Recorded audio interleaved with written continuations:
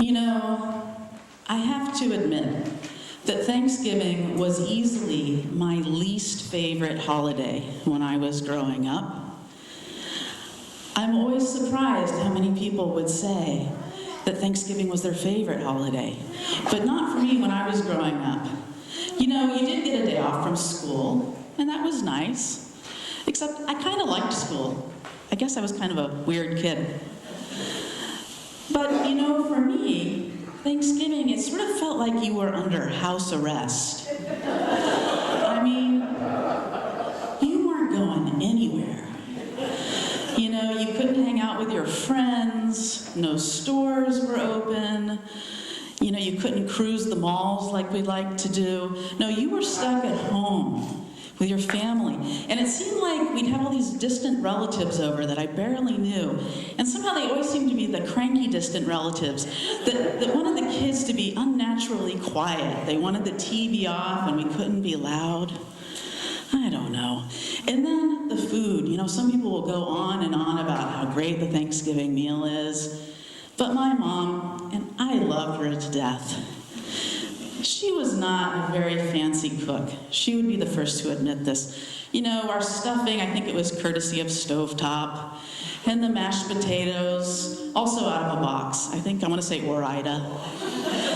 You know, cranberry sauce, you're good there right out of the can. Things like that, you know.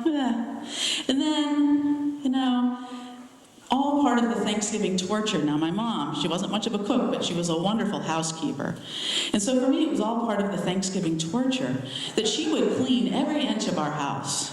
She would vacuum every square inch.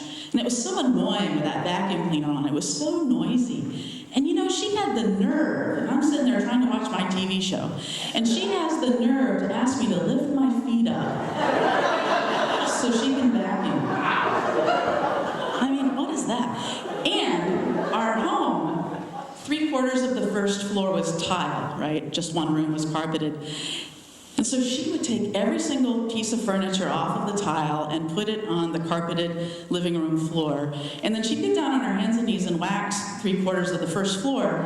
And you know, I'd be stuck in the living room playing a board game with furniture all around me. It was really a pain. I mean, thanks a lot, Mom.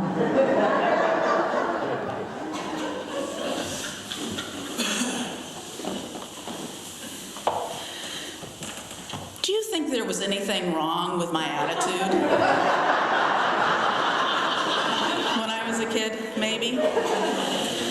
I see a couple of 3 things wrong. For starters, I wish I'd taken the opportunity to get to know some of those distant relatives. I mean, they might have been a little cranky, but they were older, and I'm sure they had interesting stories to tell. If only I'd really taken the chance to try to talk to them. And you know, now they're all gone. This was 40 years ago. And as for house arrest, I'd love to be trapped in my house with my mother and sisters. You know, I don't get to see them enough. They live in Pennsylvania, so I don't see them most Thanksgivings.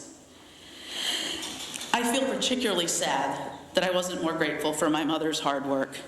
I can't believe she did all that by herself, and I'm not really sure what my father was doing all that time, but she did so much work. I don't think I've ever done that much house cleaning and cooking in a week, never mind over the course of 2 days.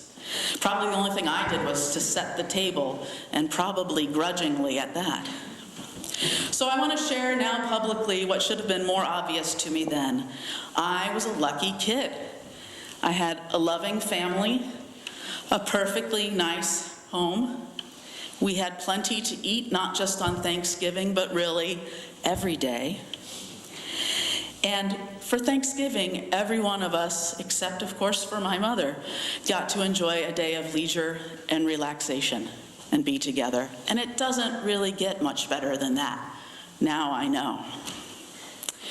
If only I had known the words of Melody Beatty. She wrote, "Gratitude unlocks the fullness of life.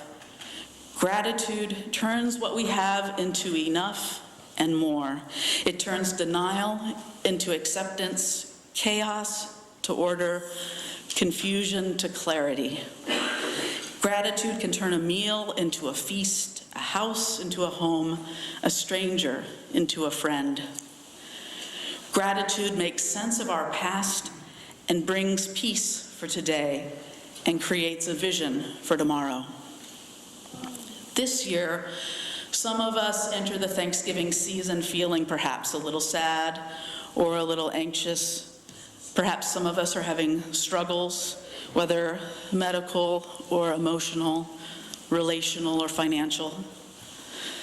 Perhaps we're feeling sad or anxious about some of the things we're hearing and reading in the news.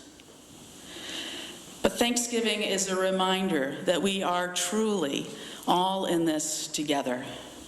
Thanksgiving is a reminder that there's nothing more important than being there for each other, caring for each other. It's a reminder that any meal can be a feast when we're with people we love. It's a reminder that together we can create the beloved community. May it be so. Blessed be, and amen.